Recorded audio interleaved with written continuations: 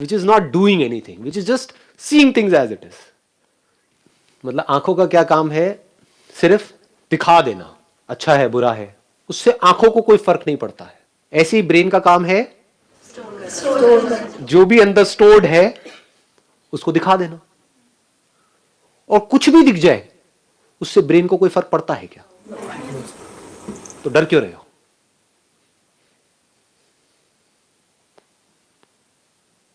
इसका मतलब समझे, इसकी डेप्थ देख पाए कि आंखों से कुछ भी दिख जाए आपको डरने की जरूरत नहीं, आपकी आंखें खराब नहीं होंगी। ऐसे ही ब्रेन में किसी भी तरह की कोई भी मेमोरी स्टोर हो जाए और वो मेमोरी बार बार प्ले हो जाए, उससे ब्रेन को कोई फर्क नहीं पड़ने वाला, क्योंकि ब्रेन का काम ही यही है। अगर वो स्टोर ना हो, जो दिख रहा है आंखों से वो ब्रेन में स्टोर ना हो, इसका मतलब क्या है? कि ब्रेन हमारी ठीक काम नहीं कर रही, खराब है। तो आप सब क्या चाहते हो? अपनी ब्रेन को खराब करना चाहते हो क्या? यही तो चाहते हो आप, यही तो आपके क्वेश्चन है कि हम भूल जाए। अगर आप भूलने लग गए, समझ गए ना, इसको एक बीमारी बोलते हैं। तो what is illness and what is health? जिसको आप बीमारी समझ रहे हो वो बीमारी नहीं है, वो एक अच्छी हेल्दी ब्रेन की निशानी है। वो मेमोरीज अगर माइंड में प्ले हो रही है, ब्रेन में प्ले हो रही है, तो ये आपकी हेल्थ की निशानी है। इसका मतलब आपकी ब्रेन सही काम कर रही है, परफेक्ट काम कर रही है, नॉर्मल है। ये नॉर्मल है जिसको हम एबनॉर्मल समझ रहे हैं, और उसके लिए हम दवाइयां खा रहे हैं कि वो प्ले ना हो, वो एबनॉर्मल है। बात समझ में नहीं आई? दवाई खा करके अपनी ब्रेन को डल कर रहे हैं, या दारू पी करके भूल जाने की कोशिश, यही तो होता है। और क्या होता है? तो दारू पी करके जो एक बेहोशी वाली स्टेट होती है वो नॉर्मल है, या बिना दारू पिए होश में जब आप हो और जो भी कुछ हो रहा है अंदर वो नॉर्मल है? वो नॉर्मल है। वो नॉर्मल है। लेकिन अगर इस नॉर्मल को हम एबनॉर्मल समझे तो इस गलत समझ का क्या इलाज है? लगाओ दिमाग, कौन सी गोली खाओगे जिससे ये समझ ठीक हो जाएगी? कहां जाओगे, क्या करोगे जिससे समझ ठीक होगी? कोई भी चीज अगर उसके बारे में आपकी समझ ठीक नहीं है, उसको गलत समझ लिया है कुछ और, समझ कुछ और लिया है, उसका क्या इलाज है? वहम का क्या इलाज है? आई बात समझ? जैसे यहां पर मान लो कुछ है, ये पैटर्न सा बना हुआ है, और आप में से किसी को वहां पर बड़े ध्यान से आप देख रहे हो, मेरी तरफ ध्यान नहीं है, वहां पर देख रहे हो, और आपको वहां पे छिपकली नजर आ रही है और उससे डर रहे हो, उसका क्या इलाज है?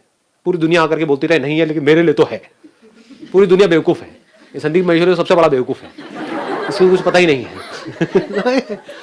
पकड़ के रखा हुआ है अपने ही बिलीव्स को कि आपको पता नहीं है मेरी सिचुएशंस क्या है। आप किसको जस्टिफाई कर रहे हो? अपनी उस छिपकली को जस्टिफाई कर रहे हो जो है ही नहीं, और खुद ही दुखी हो रहे हो। जब ये हमें समझ आ जाता है, गहराई से समझ आ जाता है, तो क्या होता है? ये बॉडी अब आपके पास में एक इंस्ट्रूमेंट के जैसी आ गई है आपके हाथ में।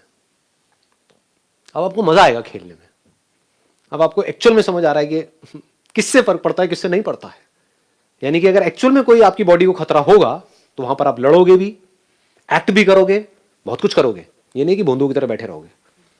If there is a danger to your body because of whatever reasons, there you will take the action what is required. But जब आपको समझ आ रहा है मेरी ब्रेन में कुछ मेमोरीज प्ले हो रही है, उसमें से कुछ अच्छी है कुछ बुरी है, वहां पर किसी एक्शन की जरूरत नहीं है, क्योंकि ब्रेन अपना काम ठीक कर रही है। अब ब्रेन में मेमोरीज प्ले होना बंद हो गई, अब मेरे को डॉक्टर के पास जाना है।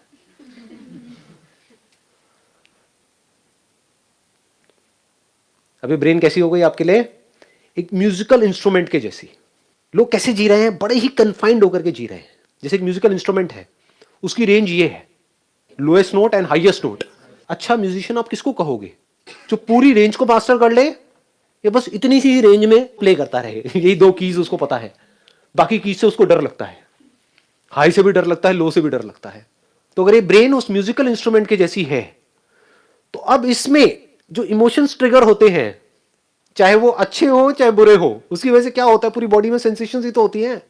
तो डरने की जरूरत नहीं है, आपकी बॉडी में कैपेसिटी है, वो झेल जाएगी। आपको लगता है कि मैं सह नहीं पाऊंगा, सब सह जाते हैं। जैसे एक कपल होता है, साथ में रह रहे होते हैं, वो कहता है कि या कहती है कि मैं तुम्हारे बिना जी नहीं सकता या जी नहीं सकती। उसके बाद में दोनों में से एक गया, दूसरा मरता ही नहीं है। घर वाले वेट कर रहे हैं, कहेंगे जी आपने कहा था कि भाई मैं जी नहीं सकता, तो अब 2 साल हो गए, 5 साल, चलो ठीक है, 8-10 साल, 15 साल, 20 साल, अब तो छोड़ो। इससे क्या समझ आ रहा है? कैपेसिटी आ जाती है। आ भी नहीं जाती है, वो कैपेबिलिटी है, कहीं से आ थोड़ी रही है, होती है। मतलब वैसे ही कहानियां बना रहे होते हैं कि मैं झेल नहीं सकता हूं, मैं झेल नहीं सकती हूं। अरे आप कितना झेल सकते हो उसकी कोई हद ही नहीं है। देख लो दुनिया में जाकर के लोग क्या क्या झेल रहे हैं, at a physical level, at a mental level. हम खुद ही अपनी कैपेसिटी को अंडर एस्टिमेट कर रहे हैं, उसकी वजह से खुद ही दुखी हो रहे हैं। बड़ा अच्छा लगता है टूट जाने में और दोबारा से खड़े होने में, बड़ा अच्छा लगता है। बच्चों को भी ध्यान से देखना, छोटे छोटे बच्चे होते हैं, उनको हॉरर मूवीज में बड़ा मजा आता है। क्यों आता है? क्योंकि जब डर जाते हैं तो बॉडी कॉन्ट्रैक्ट हो जाती है, और फिर जैसे ही वो डर निकल जाता है वो एक्सपैंड हो जाता है। तो इस कॉन्ट्रैक्शन में और एक्सपेंशन में बड़ा मजा आता है। सारे जो भी आपके प्लेजर्स हैं वो अगर उसको ध्यान से एनालाइज करोगे, वो कॉन्ट्रैक्शन और एक्सपेंशन ही है और कुछ नहीं है। एनर्जी एक जगह पर इकट्ठी हो जाती है, फिर एकदम से रिलीज हो जाती है, उसमें बड़ा मजा आता है। हा हा हा, पूरी बॉडी में सेंसेशंस होती है। तो ऐसे ही हमको बड़ा मजा आता है पहले अपने आप को ये शो करने में कि मैं टूट गया हूं, उसके बाद में मेरी वीडियो सुनते हो, कहते हो मैं स्ट्रांग हो गया हूं। ये खेल है, नौटंकियां चल रही है और कुछ नहीं है। इन नौटंकियों को वो समझ सकता है जो खुद को समझ चुका है अच्छे से। मुझे भी बड़ा मजा आता है कभी कभी ये नौटंकी करने में, यार मूड खराब है, बड़ा मजा आता है, आपको पता नहीं है ये। और फिर जितना खराब होता है उतना ही अच्छा भी हो जाता है। जैसे जितनी प्यास लगेगी उतना ही पानी में मजा आएगा। प्यास ही ना हो तो पानी में मजा आता है क्या? नहीं आता। तो हम क्या करते हैं, अपने आप को कॉन्ट्रैक्ट कर देते हैं, खुद ही इमेजिन करके अपने आप को गिरा देते हैं नीचे कि अब लाइफ बेकार हो गई है, लाइफ में कुछ नहीं पड़ा है। फिर एकदम से कुछ करते हैं, चल अब लाइफ में कुछ नहीं पड़ा है, चल गोवा का प्लान बनाते हैं। और गोवा जाकर के पागल ही हो जाते हैं। समझ गए ना? गोवा जाकर के आप कब पागल हो पाओगे? जब दिल्ली में आप सफोकेट हुए पड़े थे। आई बात समझ में नहीं आई? जो दिल्ली में गोवा की तरह जी रहा था, उसको गोवा जाके क्या मजा आएगा? उसके लिए तो दिल्ली और गोवा बराबर है। जिसकी जिंदगी में जितना ज्यादा दुख होता है उसको उतना ही ज्यादा सुख भी होता है, उसी प्रोपोर्शन में। एक ही सिक्के के दो पहलू हैं, अलग अलग नहीं है। हम क्या कर रहे हैं, अपनी लाइफ को कन्फाइंड करते चले जा रहे हैं कि हमें दुख ना हो। इसका मतलब क्या है? इसका मतलब पकड़ पा रहे हो, देख पा रहे हो इसकी इंटेंसिटी? सुख भी नहीं होगा, लाइफ बोरिंग हो जाएगी। इसको बोरिंग लाइफ बोलते हैं। इन्हीं को मैं खच्चर बोलता हूं प्यार से। सर ये वर्ड बहुत अच्छा लगता है, क्योंकि ये वर्ड सुनते एकदम लगता है कि कोई हमको हमारे असली नाम से बुला रहा है। कोई तो है जो हमें समझा। तो अगर आप कहते हो कि मुझे दुख ना हो, यानी मेरी लाइफ में कोई ऐसी मेमोरीज ना हो जिसकी वजह से मैं बहुत दुखी हो जाऊं, तो आप किसको छोड़ रहे हो? आप उसी प्रोपोर्शन में जो सुख हो सकता है उसको भी छोड़ दिया आपने। अब वो लाइफ कैसी हो गई? एक पत्थर के जैसी, पत्थर दिल। जब मैं बात करता हूं ना अटैचमेंट की, लोग समझ ही नहीं पाते हैं। ये है ना खच्चर। वो ये समझते हैं कि हमें तो किसी के साथ में अटैच ही नहीं होना है। अरे नहीं, जुड़ जाओ तो पूरी तरह से जुड़ जाओ। और जब पूरी तरह से जुड़ोगे तो क्या होगा? वहां पर दुख भी पूरा होगा, सुख भी पूरा होगा। इसको बोलते हैं एक ऐसा दिल जो पत्थर के जैसा नहीं है। रोना आएगा तो पूरा फुट फुट के आएगा, खुशी आएगी तो पूरी आएगी। Now you are open for anything and everything. हम कह रहे हो देखता हूं कितनी बुरी मेमोरी आ सकती है, आने दो। आप खुद क्रिएट नहीं कर रहे हो। अब इसका मतलब ये नहीं है कि जाकर के अपने पति को खच्चे मारा, बहुत ही बुरी मेमोरी है, और जेल में जाकर के अपना टॉर्चर करवाया 20 साल तक, फिर बाहर आकर के कह रहे हो हाँ मैंने जी लिया जो आपने कहा। 20 साल बाद जेल से बाहर आकर के मुझे बड़ा अच्छा लग रहा है। ये नहीं, अपने आप आएगी, आनी है। इसी को लाइफ बोलते हैं। अपने आप ही फेलियर्स आएंगे, अपने आप ही प्रॉब्लम्स आएंगे, अपने आप ही बहुत कुछ होगा। आप उसको चाह नहीं रहे हो बट होना ही है सबके साथ में। तब आप ओपन हो गए, देखता हूं क्या होता है इधर भी, और देखता हूं उधर भी क्या होता है। यानी अच्छी से अच्छी मेमोरी, अच्छी से अच्छी फीलिंग्स, अच्छी से अच्छी इमोशन।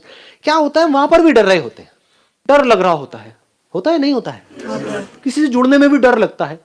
अलग हो गए तो पता नहीं क्या होगा, क्या होगा, दुख होगा। जितना दुख होगा वहां पे उतना सुख भी होगा। तो जब जुड़ोगे तो पूरी तरह से जुड़ जाओगे।